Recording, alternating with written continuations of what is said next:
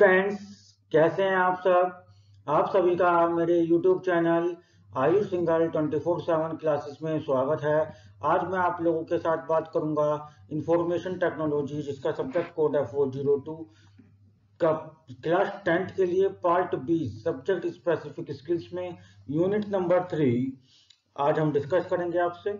और यूनिट 3 में हम पढ़ना चाह रहे हैं database management system. Database management system जो कि आपकी यूनिट 3 है क्लास 10 के पार्ट बी स्किल्स में।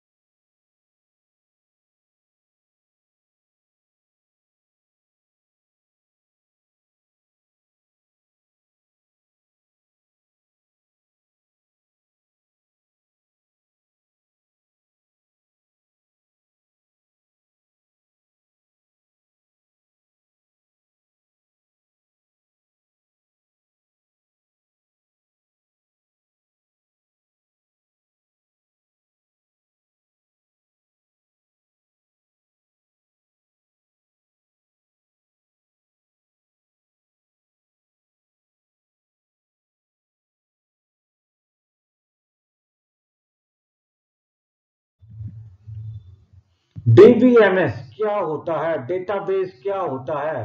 तो सबसे पहले डेटाबेस क्या होता है इसको जानने से पहले मैं आपको एक क्वेश्चन बता रहा हूं, और ये सभी को पता भी होना चाहिए कि why do we need database. आपने सभी स्टूडेंट में से किसी भी एक स्टूडेंट ने सोचा कि डेटाबेस की हमें आवश्यकता क्यों है। Why do we need database, हमें डेटाबेस की क्यों आवश्यकता है। हम इन database we work on tables like MS Excel और open office electronic spreadsheet. Database में हम एमएस एक्सेल या ओपन ऑफिस इलेक्ट्रॉनिक स्प्रेडशीट की तरह टेबल्स पर वर्क करते हैं।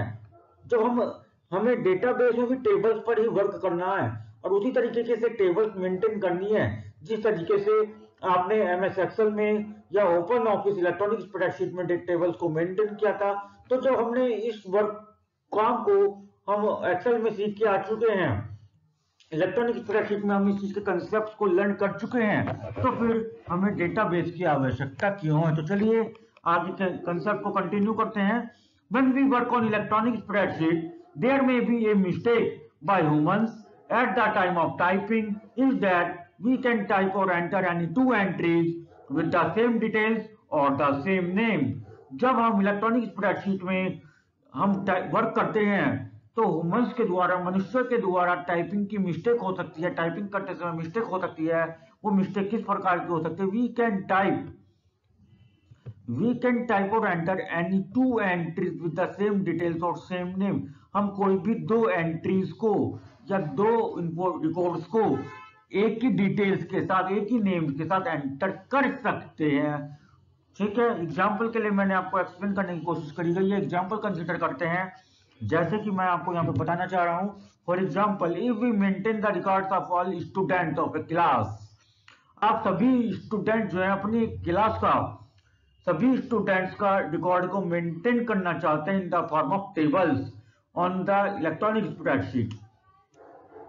इलेक्ट्रॉनिक स्प्रेडशीट पर आप जो है अपनी क्लास के सभी स्टूडेंट्स का रिकॉर्ड मेंटेन करना चाहते हैं, और जो रिकॉर्ड मेंटेन करना है हमें उसमें स्टूडेंट्स के रोल नंबर और स्टूडेंट्स के नेम की आवश्यकता है।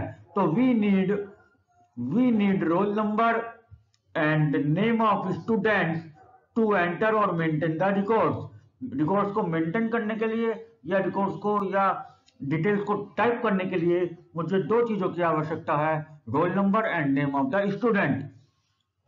Eight the time of typing के समय पर, eight the time of typing के टाइम पर any one can do mistake, कोई भी व्यक्ति मिस्टेक कर सकता है। इज दैट इस प्रकार any two student can be assign the same roll number but it is not possible. ऐसा मिस्टेक ये हो सकती है कि दो स्टूडेंट्स को सेम रोल नंबर असाइन किया जा सकता है, परंतु जो कि पॉसिबल नहीं है। इन सच सिचुएशन, इस टाइप की सिचुएशन में द लिमिटेशंस ऑफ एक्सेल और इलेक्ट्रॉनिक स्प्रेडशीट ऑकर्स, इस टाइप की सिचुएशन में एक्सेल की जो लिमिटेशंस हैं या इलेक्ट्रॉनिक स्प्रेडशीट की जो लिमिटेशंस हैं वो ऑकर्स होती हैं, वो क्रिएट होती हैं।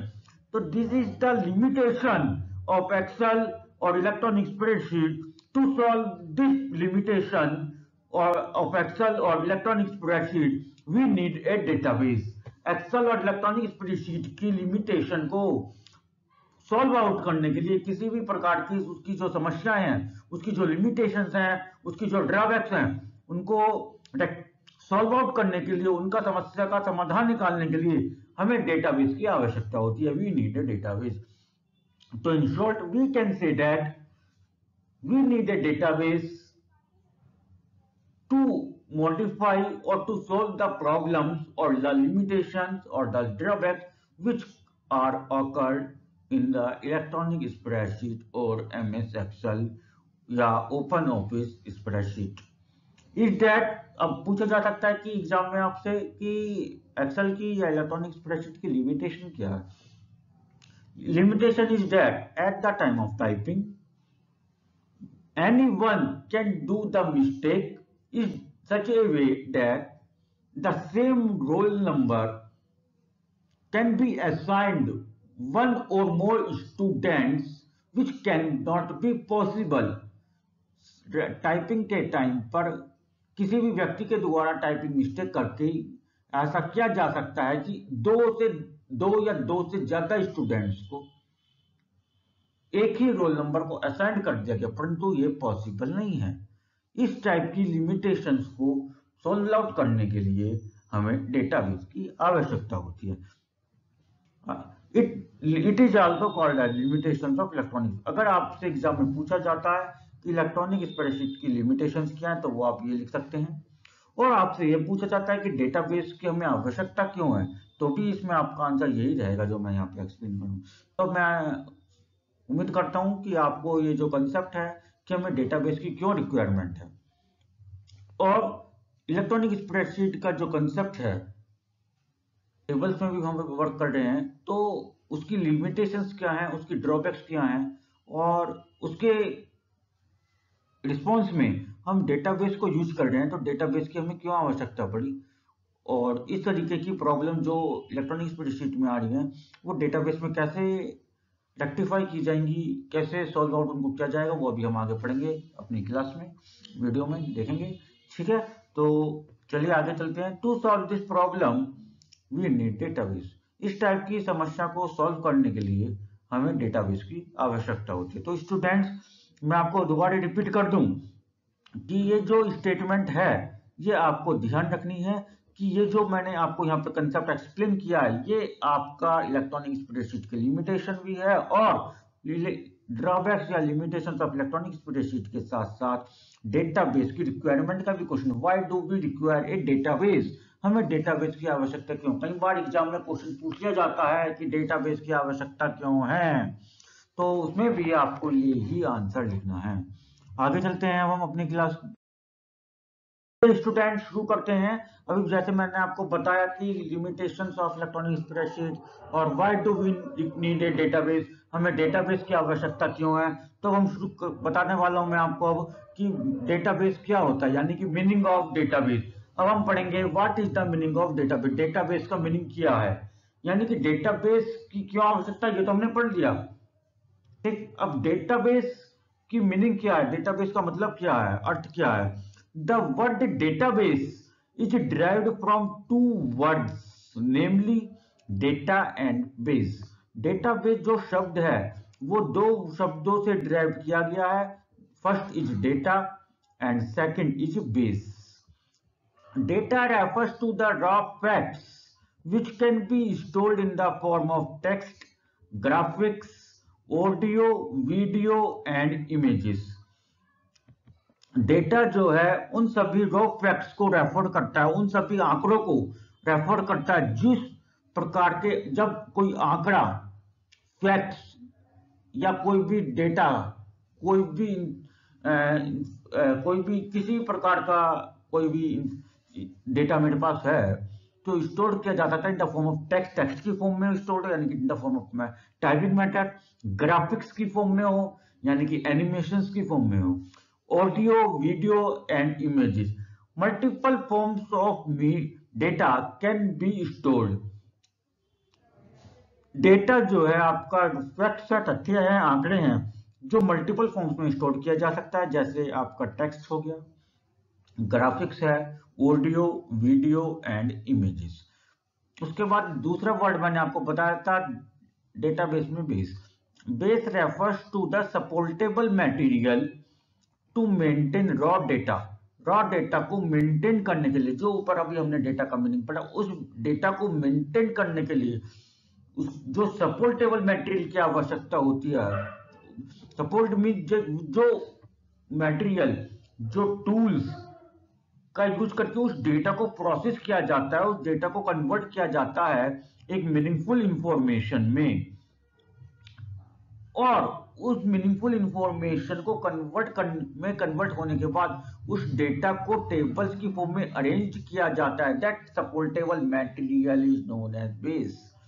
तो the combination of the compilation, combination और कंपाइलेशन दोनों सेम वर्ड है। Combination of data and base is known as database.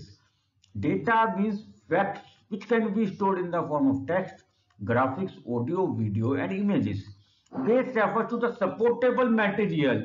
Base वो है जो हमने डेटा को कलेक्ट किया, डेटा को स्टोर किया, उस डेटा को मेंटेन करने के लिए, उस डेटा को स्टोर करने के लिए जो, या कोई भी वैसे टूल्स जो डेटा हमने स्टोर किया है, जिस डेटा को हमने कलेक्ट किया, उस डेटा को मीनिंगफुल इंफॉर्मेशन में कन्वर्ट करने के लिए, उसके पर्टिकुलर इंफॉर्मेशन में कन्वर्ट करने के लिए, उसका कंक्लूजन निकालने के लिए, और कंक्लूजन निकालने के बाद उस डेटा को लॉजिकली अरेंज करना है in the form of table की फॉर्म में अरेंजमेंट करने को जो सपोर्टेबल टूल्स की आवश्यकता होती है, this is known as base. When data and base both are combined, the concept is known as database. जब डेटा और बेस दोनों को आपस में कंबाइन कर दिया जाता है तो नया कंसेप्ट बनता है जो कहलाता है डेटाबेस। आगे चलते हैं। अब हम पढ़ेंगे फीचर्स ऑफ डेटाबेस। जैसे हमने बताया कि डेटाबेस का मीनिंग हमने पढ़ा, तो अब इसी तरीके से हम पढ़ेंगे फीचर्स ऑफ डेटाबेस। डेटाबेस के कुछ फीचर्स होते हैं, कुछ खासियत होती है। फर्स्ट फीचर है डेटा स्टोरेज, यानी कि डेटा को हम स्टोर कर सकते हैं लॉन्ग समय तक बिना किसी थर्ड पार्टी के इंफॉर्मेशन प्रोवाइड करे। यानी कि कोई किसी व्यक्ति को अगर हमें बताना नहीं है कि हमारा डेटा कहाँ स्टोर है, तो उसको बिना बताए, उसको बिना विजिबल हुए हम अपने डेटा को स्टोर कर सकते हैं। This is the feature of the database. Data backup and recovery, अपने डेटा को बैकअप कर सकते हैं जैसे कि आप मोबाइल फोन्स पर करते हैं। ठीक है, डेटा प्रेजेंटेशन, अपने डेटा को कैसे प्रेजेंट करना चाहते हैं, कैसे स्क्रीन पर विजुअलाइज करना चाहते हैं, कैसे देखना चाहते हैं, this is known as data presentation. Multi user access control, ये आपका मल्टी है, इसे सही कर लेंगे आप, ये आपका मल्टी आ जाएगा यहाँ पे। ठीक है, तो ये मल्टी यूजर एक्सेस कंट्रोल है। मल्टी यूजर एक्सेस कंट्रोल का मतलब एक साथ एक से ज्यादा व्यक्ति उस डेटा को एक्सेस कर सकते हैं on different system.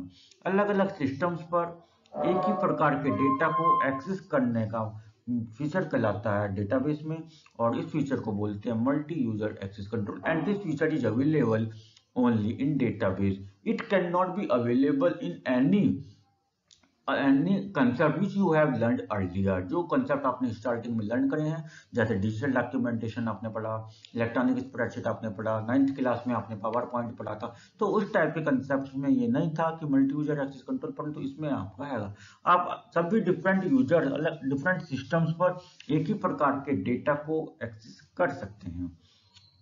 And data security और मोस्ट ऑफ द कॉमन और important feature of the database is data security. इसमें डेटा की सिक्योरिटी बहुत ज्यादा है, आपका डेटा सिक्योर्ड है कि कंफर्म है, सिक्योरिटी है इस चीज की। एंड सिक्स्थ और last feature of the database is database communication. हम डेटाबेस में जो भी हमने डेटा जनरेट करा है उससे हम कम्युनिकेट कर सकते हैं। These are the 6 features of the database. उसके बाद अब आपका आता है definition of database and concept of DBMS. अब हम पढ़ेंगे, पहले तो हमने पढ़ा आपका कि डेटाबेस के में क्या रिक्वायरमेंट है या एक्सेल इलेक्ट्रॉनिक स्प्रेडशीट की लिमिटेशंस क्या हैं। जब हमें पता लगा कि डेटाबेस की रिक्वायरमेंट क्या है, तो फिर हमने आपको वो बताया कि डेटाबेस का मीनिंग क्या है, डेटाबेस का अर्थ क्या है। फिर जब डेटाबेस का हमें अर्थ पता लगा तो हमें ये पता लगा डेटाबेस की फीचर्स क्या हैं, यानी कि उसकी विशेषताएं क्या हैं। अब हम पढ़ेंगे, आपसे को पढ़ाएंगे डेफिनेशन ऑफ डेटाबेस। डेटाबेस की डेफिनेशन क्या है, एग्जाम में क्वेश्चन आता है what do you mean by database, आप डेटाबेस से क्या समझते हैं, या डिफाइन डेटाबेस, तो आपको डेफिनेशन लिखनी है। ठीक है, एग्जाम में मीनिंग बहुत कम पूछा जाता है, डेफिनेशन ज्यादा पूछी जाती है। तो डेफिनेशन ऑफ डेटाबेस क्या है, इसको देखते हैं।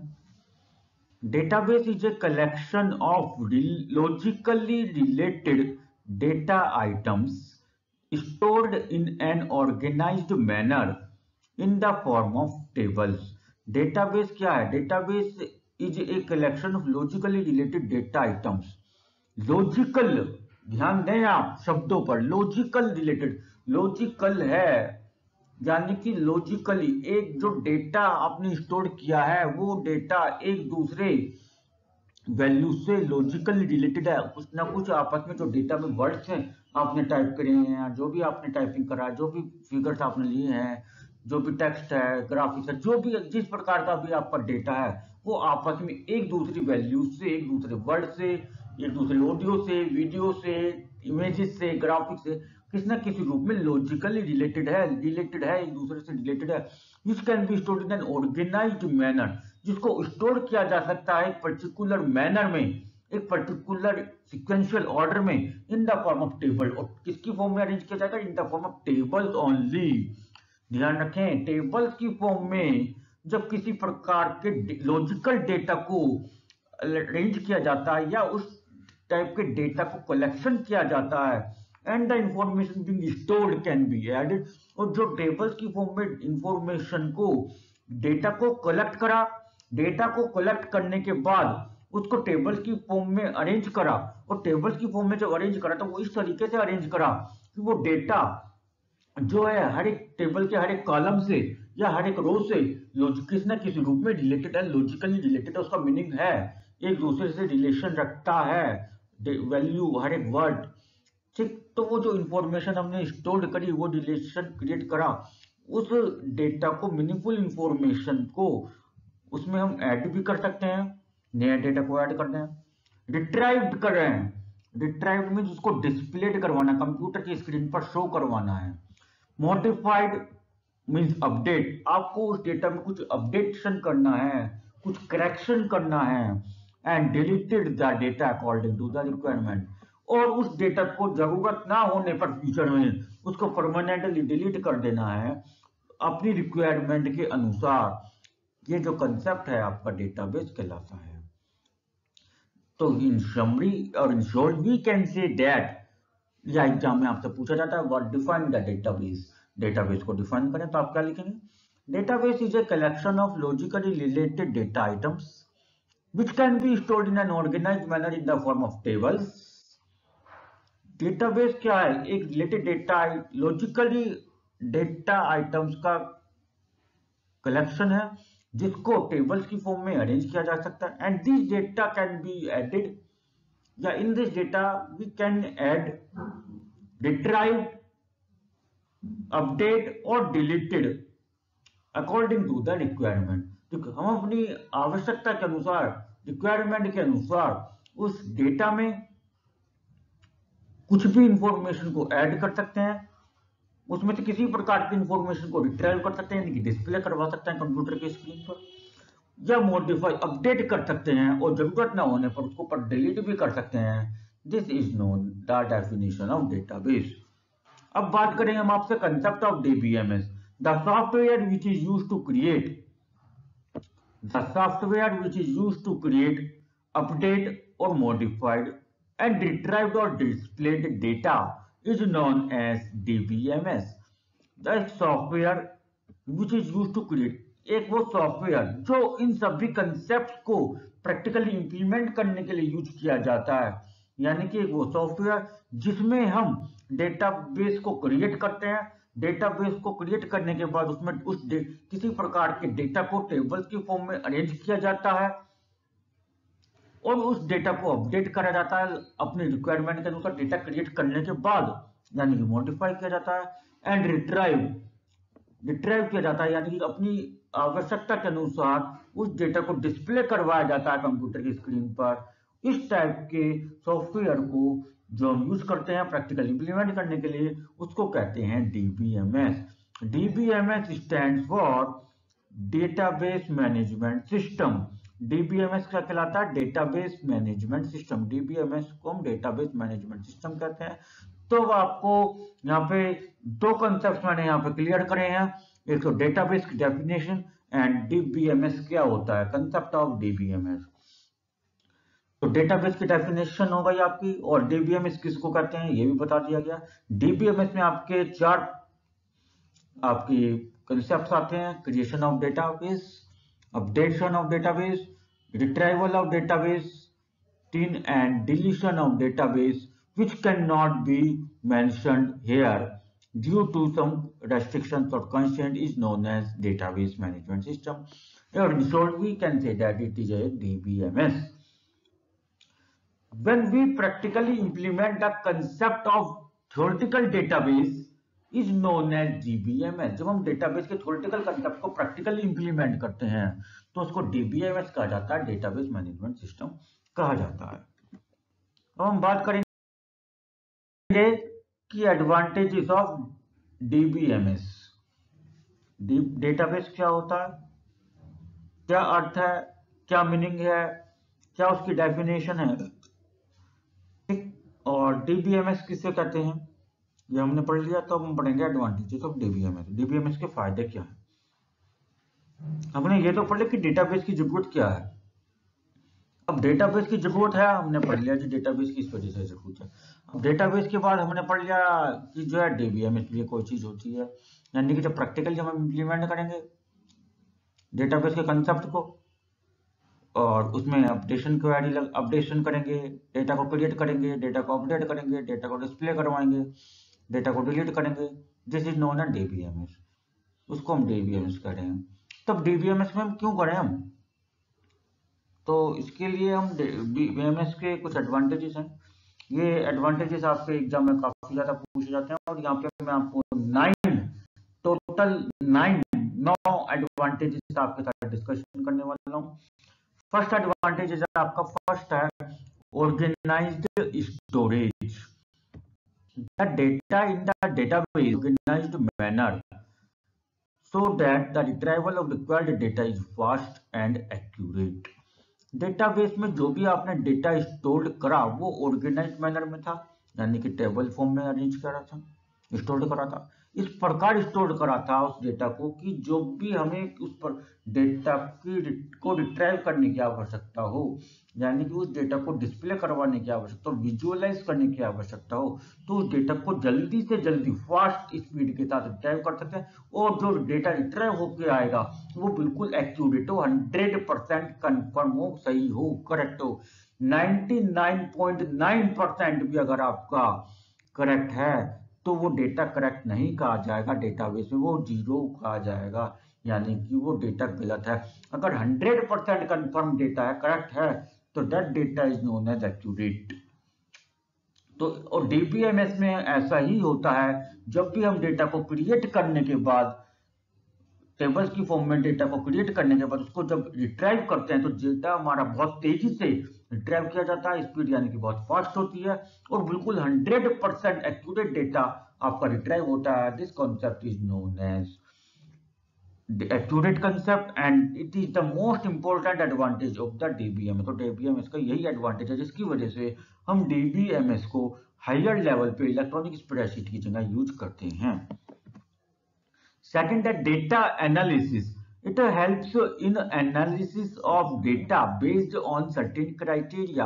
कुछ कंडीशंस के बेसिस पर, क्राइटेरिया का मतलब यहाँ पे कुछ कंडीशंस हैं, कुछ कंडीशंस के बेसिस पर हम अपने डेटा को एनालिसिस करते हैं। It is easy to find out maximum और मिनिमम वैल्यू, एवरेज और मीन यूजिंग अ डेटाबेस। जैसे कि आप इलेक्ट्रॉनिक स्प्रेडशीट में आप कुछ फॉर्मूले आप अप्लाई करते हैं, सम के, एवरेज के, मैक्सिमम, मिनिमम, इस टाइप के हम वहां पे फॉर्मूले जो अप्लाई करते हैं वो क्यों करते हैं? अपने इलेक्ट्रॉनिक शीट का जो डेटा है, एक्सेल शीट में जो डेटा है हमारे पास, उसको एनालिसिस करने के, तो इसी चीज को करने के लिए हम अपने डेटाबेस में जो भी हमने डेटा टेबल की फॉर्म में अरेंज करा है, उस डेटा को एनालिसिस करने के लिए हम कुछ कंडीशंस के बेसिस पर डेटा को जब एनालिसिस करते हैं, क्या क्या कंडीशंस हो सकते हैं? मैक्सिमम वैल्यू निकालनी है, मिनिमम वैल्यू निकालनी है, एवरेज करना है या मीन निकालना है, या सम करना है या मल्टीप्लाई करनी है।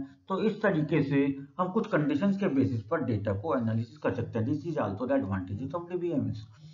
And the data sharing, which is not available in earlier concept which you have learned, that is digital documentation or electronic spreadsheet.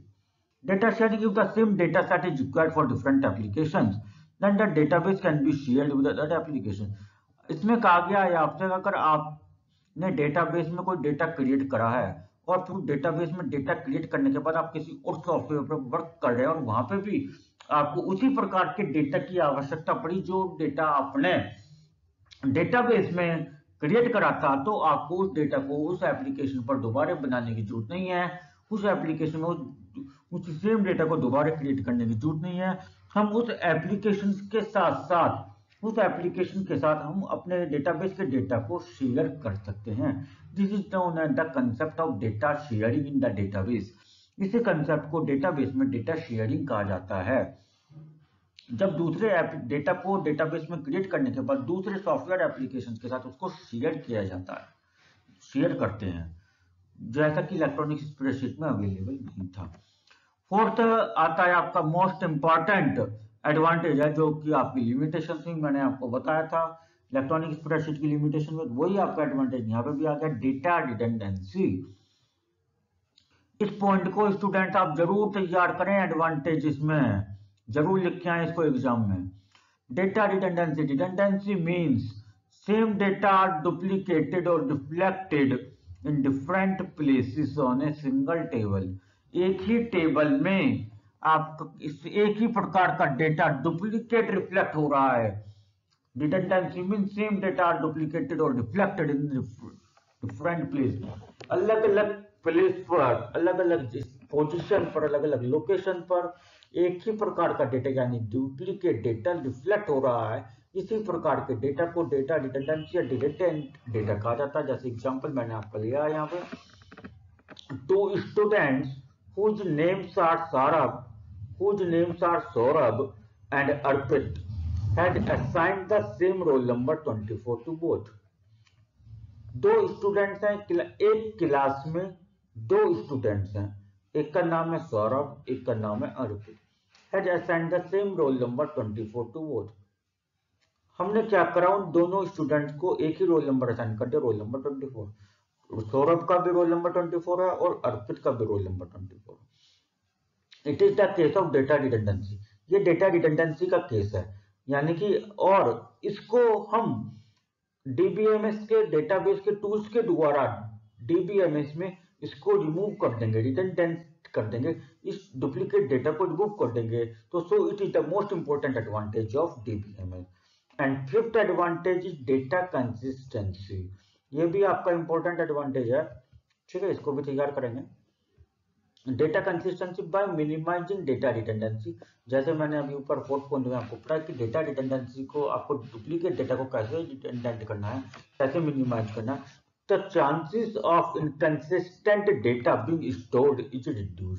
तो जैसे ही आपकी डेटा रिडंडेंसी की परसेंटेज मिनिमाइज होती है डीबीएमएस में डेटाबेस टूल्स का यूज करके, उसी तरीके से आपका जो डेटा इनकंसिस्टेंसी का जो कंसेप्ट है वो भी रिड्यूस हो जाता है। एग्जाम्पल लेते हैं इसको समझने के लिए। Example, it should not happen that the name of student is changed in one table not in another. Students, मैं आपको यहाँ पे पहले ये बता दूं कि डेटाबेस में जैसे ही आपने डेटा को टेबल्स की फॉर्म में अरेंज किया था, एक ऑर्गेनाइज मैनर में अरेंज किया था, तो इसी तरीके से आप अपने डेटा को जब ऑर्गेनाइज मैनर में अरेंज करते हैं डीबीएमएस में, तो आप कितनी भी टेबल्स में उसको अरेंज कर सकते हैं। सपोज करिए आपने 2 टेबल्स बनाई हैं और दोनों टेबल्स में स्टूडेंट्स के नेम सेम हैं, तो in table 1 you create a data, you create the name of student name as Saurabh. आपने टेबल क्रिएट करी, उस टेबल में आपने एक स्टूडेंट का रिकॉर्ड एंटर करा और उस टेबल में जो स्टूडेंट का रिकॉर्ड एंटर करा वो नाम स्टूडेंट का था Saurabh, roll number 24। Second table में आपने क्या करा, रोल नंबर 24 कर दिया और उसी सौरभ नाम के स्टूडेंट का रिकॉर्ड एंटर कर दिया। कुछ समय बाद पता लगा कि उस स्टूडेंट का, जो सौरभ नाम का स्टूडेंट था जिसका रोल नंबर 24 था, उसका जो नेम था अब वो चेंज कर लिया है उसने। अब सौरभ से उसने अपना नाम रख लिया अर्पित। तो हमने क्या करा, फर्स्ट टेबल में आपने रोल नंबर 24 का जो नाम था उसको अपडेट कर दिया, सौरभ से अर्पित कर दिया, पर आपने टेबल 1 में ही करा है, टेबल 2 में उसको आपने नहीं करा। तो this type of mismatching of data in one or more tables with the same roll number or the same ID is known as data inconsistent। ये डेटा आपको क्या कहलाता है, इनकंसिस्टेंट कहलाता है, यानी कि सभी जगह पूरे डेटाबेस में जितने भी आपका डेटा है वो सभी जगह एक ही आईडी का या एक ही रोल नंबर का जो डेटा है वो सभी जगह मिसमैच है, सभी जगह मैच नहीं हो रहा है। This data is known as inconsistent data, but when we use the concept of DBMS at the time of creation of data in an organized manner by using the tool of database, database के tools का use करके हम DBMS में data को arrange करते हैं tables की form में या सिक्वेंशियल ऑर्डर में डेटा को क्रिएट करते हैं, तो उस डेटा इनकंसिस्टेंसी की प्रॉब्लम जो वहां पे रिड्यूस होता रहती है और जिसको एडवांटेजेस के रूप में डेटा कंसिस्टेंसी बोला जाता है। यही चीज मैंने यहाँ पे आपको एग्जांपल में बताई है। Such inconsistency is reduced by using DBMS. इस टाइप की जो इनकंसिस्टेंसी है वो डीबीएमएस के द्वारा रिड्यूस कर दी जाएगी आपके डेटा में जो आपने डेटा जनरेट करा है। तो this is the most important advantage of DBMS. आपका नेक्स्ट एडवांटेज आता है एडवांटेज नंबर 6, इंक्रीज एफिशिएंसी। जो आपने डेटा क्रिएट किया है डीबीएमएस में डेटाबेस टूल्स का यूज करके उस डेटा की एफिशिएंसी इंक्रीज हो जाती है। Database tables are properly organize, जैसा कि अभी आपको मैंने बताया डेटाबेस की डेफिनेशन में कि आपका जो डेटाबेस में जो डेटा हम अरेंज करते हैं वो ऑर्गेनाइज मैनर में अरेंज होता है, वो टेबल्स की फॉर्म में अरेंज होता है।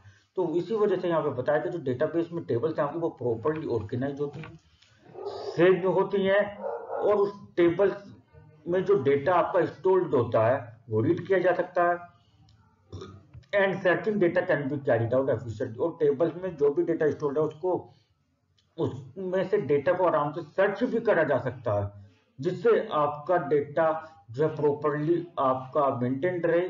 और इस टाइप के कंसेप्ट को इम्प्लीमेंट करने के लिए जो डेटाबेस के टूल्स का हम यूज करते हैं वो इतना ज्यादा फास्ट है, वो इतना एफिशिएंट है कि आपको एक तरीके से प्लग झपकाते ही आपका जो है ऑपरेशन परफॉर्म हो जाता है। आपका डेटा को अगर कुछ सर्च करना चाहते हैं तो आपके डेटाबेस में जो भी डेटा आपने क्रिएट करा, जो डेटाबेस में टेबल्स में आपने डेटा जनरेट करो, उसमें से हजारों करोड़ों की संख्या में आपका डेटा स्टोर्ड हो, वो सेकंडों में आपको आपके रिक्वायरमेंट के अनुसार डेटा को सर्च करके आपको कंप्यूटर की स्क्रीन पर डिस्प्ले करवा देगा।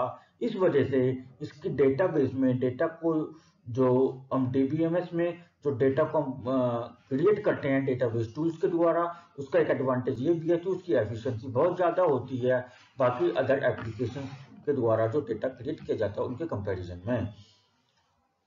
सेवंथ है इंक्रीज एक्यूरेसी। जैसे कि मैंने आपको बताया था कि एक्यूरेट रिजल्ट देता है, 100% कंफर्म रिजल्ट देता है। Data redundancy and inconsistency can be minimised in A database. Database में डेटा कंसिस्टेंसी को,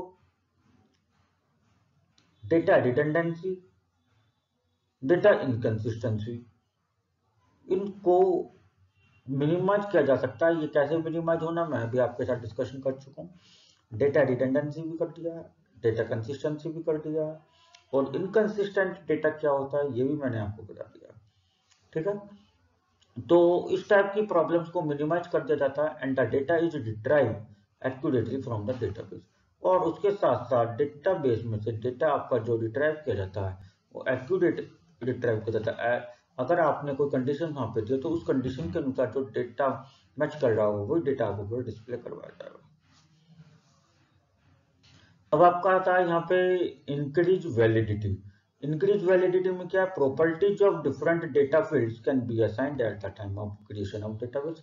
डेटाबेस में डेटा को क्रिएट करते समय जो आपकी वहां पे डेटा फील्ड्स होती हैं उनकी कुछ अलग अलग प्रॉपर्टीज होती हैं। उनकी प्रॉपर्टीज में हम कुछ डेटा रेस्ट्रिक्शंस अप्लाई कर देते हैं जो हमारी चेक करता है। जब भी हम कोई डेटा एंटर करेंगे तो चेक करेगा कि आपने डेटा वैलिड, जो डेटा एंटर करा वो कंडीशंस के अनुसार, वो कंडीशंस के अनुसार वैलिड है कि नहीं है। ठीक है, तो इस कंसेप्ट को हम वैलिडेशन ऑफ डेटाबेस भी कहते हैं। It increases the validity of data. इससे कंडीशंस अप्लाई करने से वहां पे क्या होता है, हमारा जो डेटाबेस में जो डेटा है उसकी वैलिडिटी इंक्रीज हो जाती है। ठीक है, एक सिक्योरिटी बढ़ जाती है और उसकी वैलिडिटी भी इंक्रीज हो जाती है। इसको हम एग्जांपल की हेल्प से समझते हैं।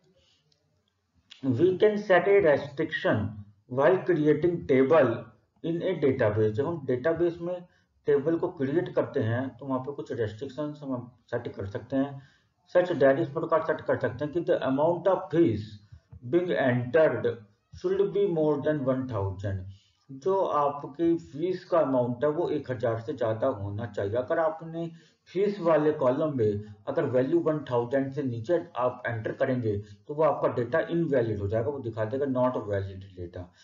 ठीक है, तो अगर आप 1000 भी एंटर करेंगे तो भी इनवैलिड दिखाएगा। हाँ, 1001 आप एंटर करेंगे यानी कि 1000 एक आप एंटर करेंगे तो वो 1000 से ज्यादा है तो वो आपका डेटा वैलिड होगा। यानी कि फीस आपकी ये कंफर्म है कि 1000 से ज्यादा होगी ही होगी। तो it is the property of data validation in a field. तो आपने जो डेटाबेस में डेटा को क्रिएट करा था डीबीएमएस टूल्स का यूज करके, उसमें जो डेटा है उसका वैलिडिटी इंक्रीज हो गई है और इस चीज को हम डेटा वैलिडेशन भी कहते हैं। और लास्ट एडवांटेज आपका आता है डीबीएमएस का, वो आता है सिक्योरिटी। सिक्योरिटी में क्या, unauthorized access can be controlled by assigning passwords to the authorized users, to the authorized users। इसमें हम पासवर्ड्स के द्वारा अपने डेटा को अनऑथराइज्ड गलत यूजर्स के साथ एक्सेस करने से बचा सकते, उनसे हम अपने डेटा को सिक्योर रख सकते हैं, वो हमारे डेटा को एक्सेस नहीं कर सकते। इस चीज के लिए हमें क्या करना होगा, अपने डेटाबेस में पासवर्ड को, अपने डेटा को पासवर्ड असाइन करना होगा, पासवर्ड अप्लाई करना होगा।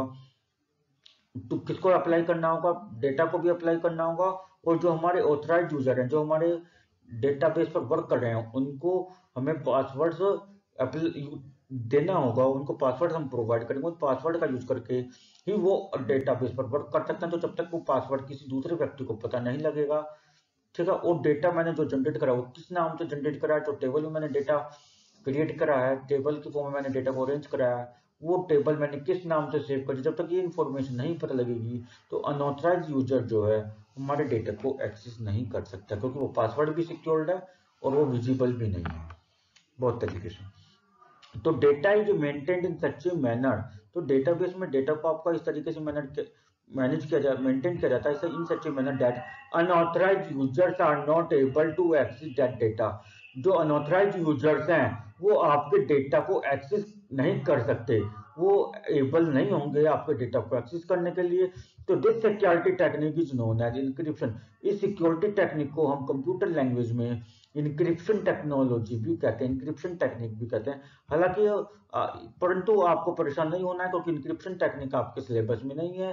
केवल आपको यहाँ पे क्या पढ़ना है, DBMS के एडवांटेजेस पढ़ने हैं। तो केवल आपको नॉलेज के लिए बता दिया गया है कि इस टाइप की जो सिक्योरिटी टेक्निक्स हैं इसको हम इंक्रिप्शन टेक्नोलॉजीज में भी यूज करते हैं, ठीक है। तो इस तरीके से हम अपने डेटाबेस में डेटा को क्रिएट करके अनऑथराइज्ड यूजर से, या जो यूजर्स हमारे डेटा को मिसयूज करते हैं पब्लिक प्लेस पर, उनसे उस डेटा को मिसयूज होने से बचा सकते हैं।